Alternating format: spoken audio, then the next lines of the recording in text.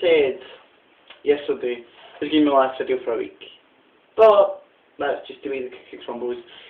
For a wee minor problem, and for whatever reason I've not been able to make it to Wales. My girlfriend's fine, I'm okay, but that's the way the cookie crumbles. She's got a few problems over there just now. She has to sort out. But yeah, I thought I would do a wee video just to take my mind off things. Now this is what I do. Wrestling is my world. Wrestling's my wee escapism. If I find things are quite tough in the world, I hide. And wrestling gives me something to hide behind.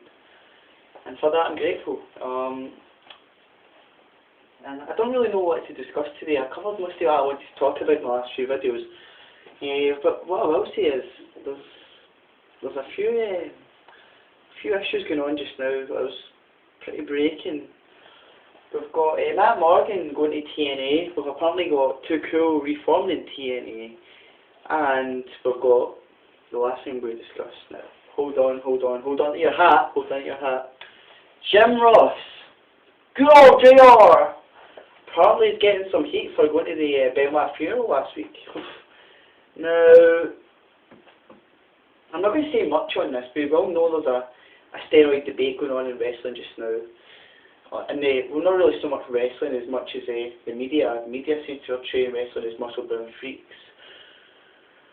And for somebody that's watched wrestling since I started watching wrestling when I was 5'6", and I remember at the same time, I was too young to remember this, but I remember the Hulk Hogan steroid issue, and it's almost it affected the WWE programming. And right now, I do feel that the steroid issue is having a serious effect on the image of WWE. The ratings are dropping very, very steadily now. The last 2 weeks I produced 3.4s. Now, is it maybe naive of me to suggest that this is partly down to the image wrestling has got? You've got to remember, a lot of the WWE audience is young. I'd probably say a huge core audience is 9-13. And if a lot of parents are seeing all this Roid rage in the media, is that making them stop their kids from watching wrestling?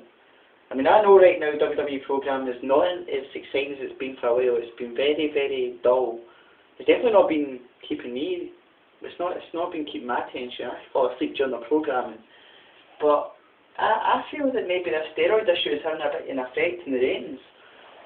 It wouldn't be so much a notice if it was maybe just the odd point it was dropping, but this time last month Raw was getting a 4.1.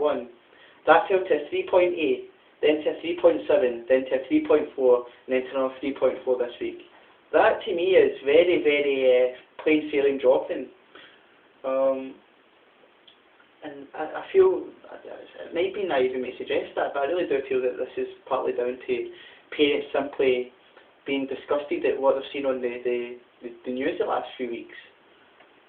And what's your thoughts on this? Do you guys think that the media has played it? I originally when it happened, I thought that wrestling fans are going to stay true, but TNA, this is where it comes down to.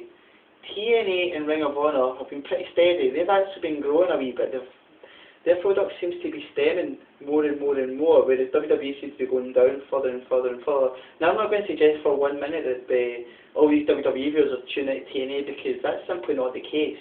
What I'm suggesting is that WWE fans, now let me explain this. WWE fans, I've already sort of said this earlier in my video, but WWE fans, because they are younger, do not have as much influence in what they want to watch. Now, I'm not saying younger wrestling fans don't know as much as older wrestling fans, because I know a lot of kids. My nephew, for instance, he's 8 years old, and he could tackle most guys in a discussion about wrestling, and he's very smart for his age. But the difference is TNA fans tend to be older. They're more the core sort of 18 to 25 male audience, same with Ring of Honor. And it doesn't affect their viewing. They're old enough to have their own viewing of steroid rage, and if they want to watch wrestling, they will.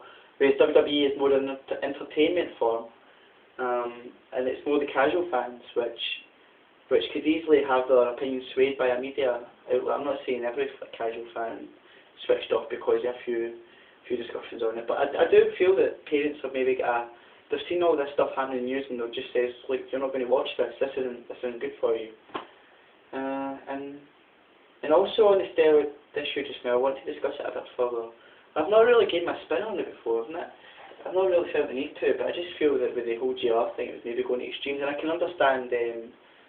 I don't agree with if WWE were using that funeral as an outlet to downplay steroids, then fuck them. You can't do that. A funeral is a very private matter. It doesn't matter who dies. I know there's been a lot of public affair about the Benoit deaths, but a funeral is not a time to downplay. It's not a time to give opinions. It's a time to mourn. And the world lost a young kid. I mean, what the fuck is people thinking? The world lost a young kid, and they lost an innocent woman who served the wrestling business. She served it, forget she was even in the wrestling business, she served a profession for the best part of 20 years. That to me deserves a show of respect. It doesn't deserve to be put in the media. And I was a big fan of Benoit. Don't even start here, or you don't know the facts, you don't know this.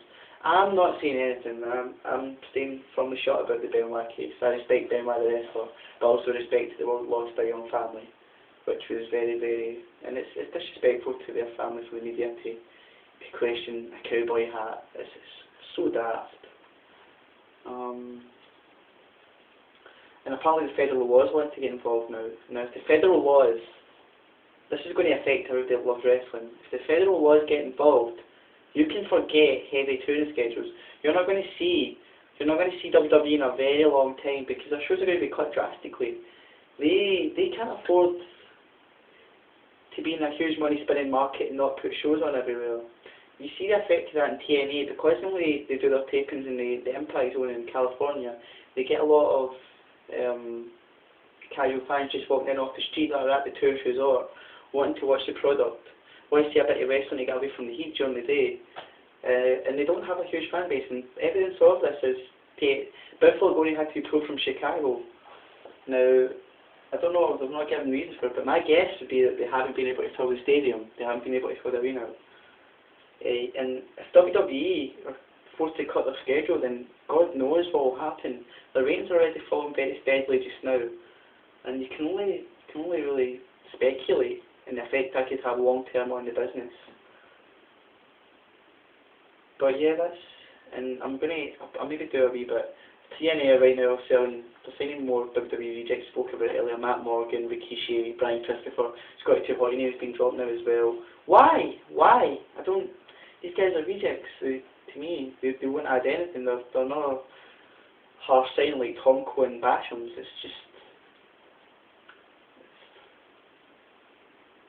wish TNA would start pushing their own stars. I've said it before. And it's frustrating. I'm sure it's frustrating for the wrestlers as well. But yeah, that's all I'm really going to discuss. I'll discuss this in more detail, but yeah, as I said, this was just to get a wee bit away from the real world for a bit today. It's not been a great day, but yeah, thanks.